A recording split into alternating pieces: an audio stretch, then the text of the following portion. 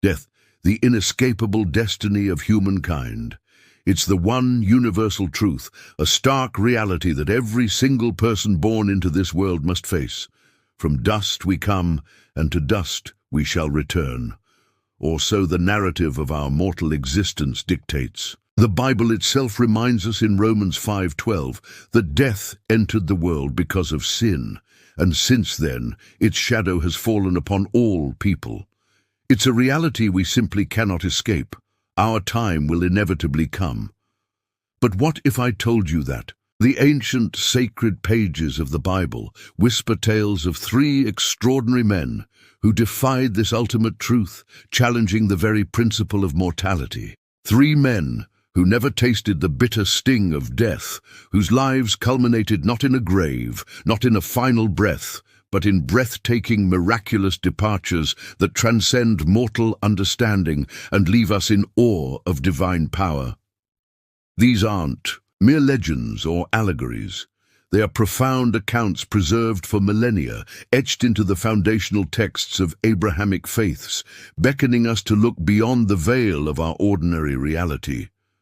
Prepare to have your understanding of life and death radically challenged. We're diving deep into the astounding stories of Enoch, Elijah, and a figure so shrouded in mystery that his very existence defies conventional logic, Melchizedek. Their journeys shatter conventional expectations, offering glimpses into a realm where divine will overrides natural law, leaving us with profound questions about faith, destiny, and the very nature of existence itself. Enoch, the man who walked so closely with God. He vanished. Our journey begins in the antediluvian world, a time often perceived through a hazy lens of ancient history, with Enoch. He was not born into privilege or prophetic lineage in the way some might expect, but came through the line of Adam and Eve's third son, Seth, a lineage that would eventually lead to Noah, the patriarch saved from the great flood. In a time rife with moral decay and pervasive wickedness, where human thoughts and actions were continuously evil, Enoch chose a profoundly different path. He was the seventh generation from Adam, yet he stood apart. The Bible's account of Enoch is remarkably brief, yet incredibly profound.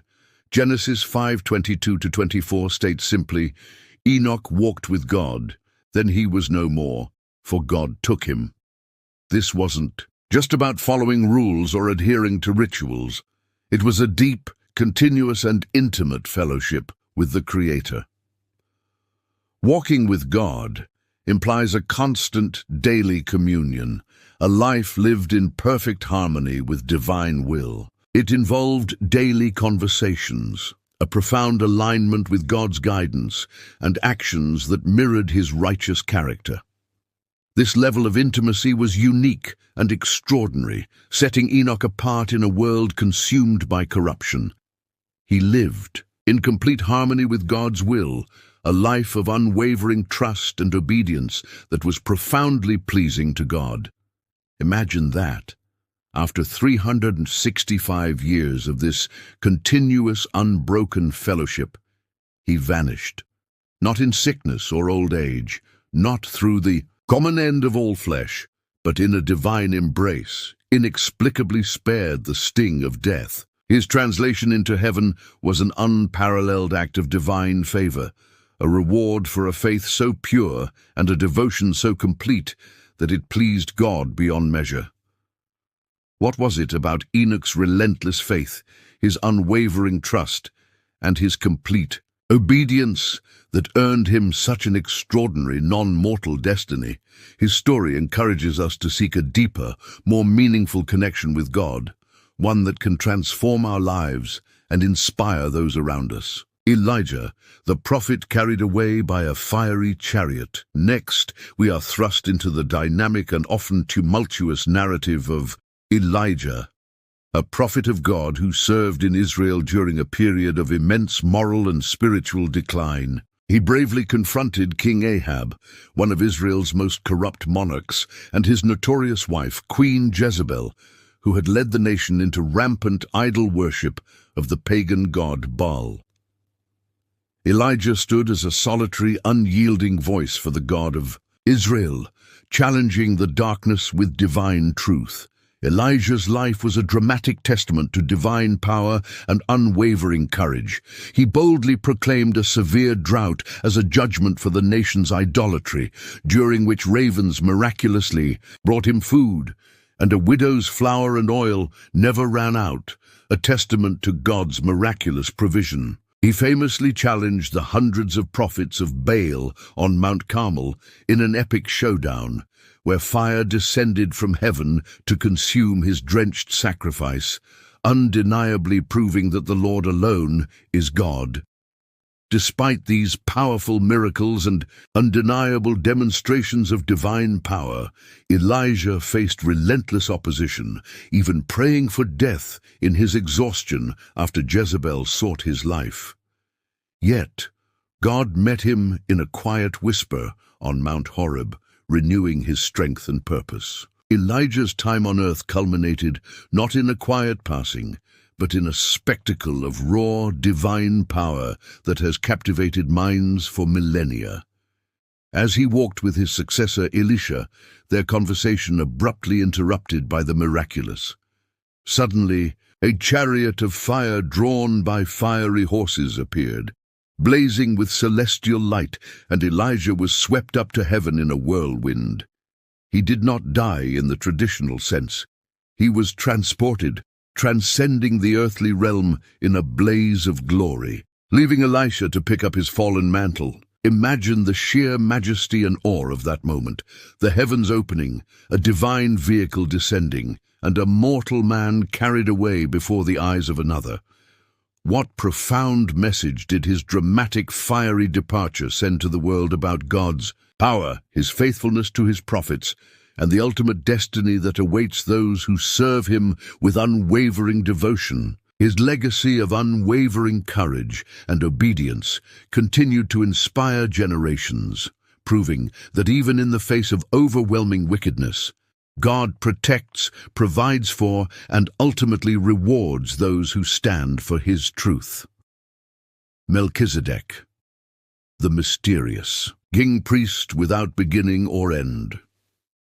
Finally, we encounter Melchizedek, a figure of profound mystery and enigmatic origins, whose sudden appearance and inexplicable disappearance in the biblical narrative defy conventional explanation. He first emerges in Genesis 14 in a brief yet pivotal scene.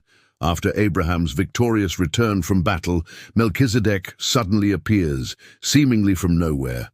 Described as the king of Salem and priest of God Most High, he brought out bread and wine, symbols of communion, and blessed Abraham.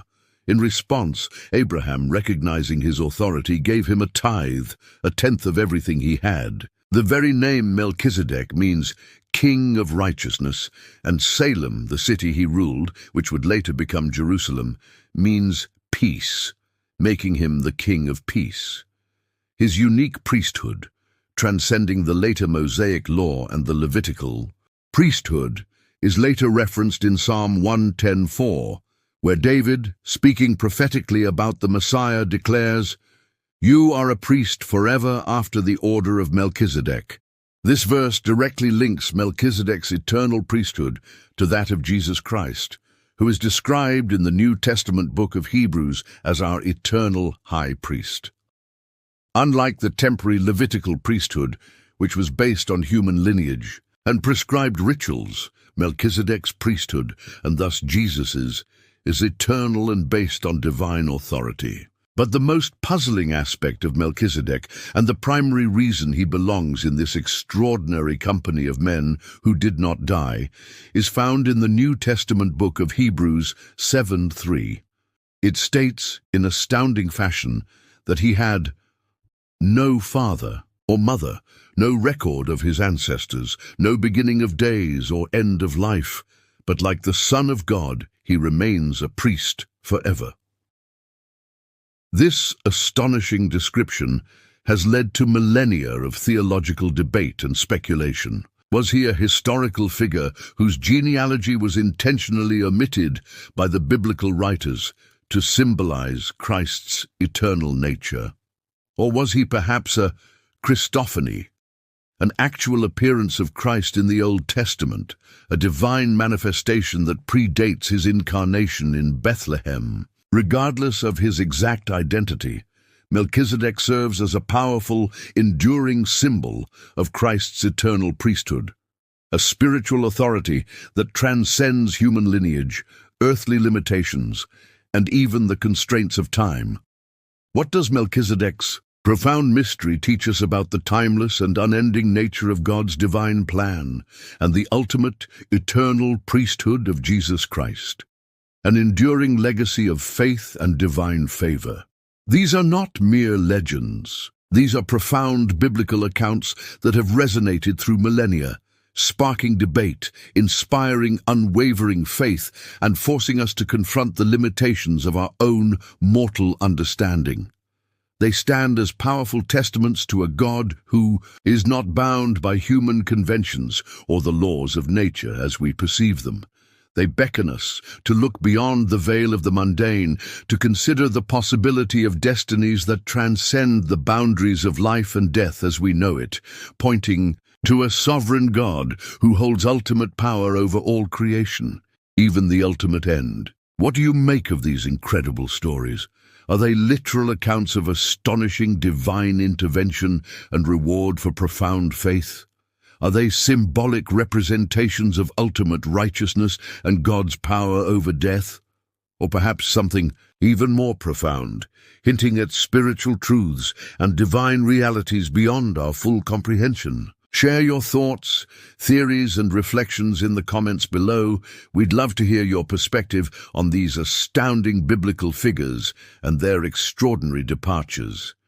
And if you've been captivated and inspired by these tales of the extraordinary, by the sheer wonder of God's power revealed in these lives, then be sure to subscribe to our channel and hit that like button. Join our community as we continue to explore the profound mysteries and miraculous truths hidden within the sacred texts, seeking deeper understanding and greater awe for the divine. What other biblical enigmas, extraordinary figures, or challenging questions about faith would you like us to illuminate in our next video?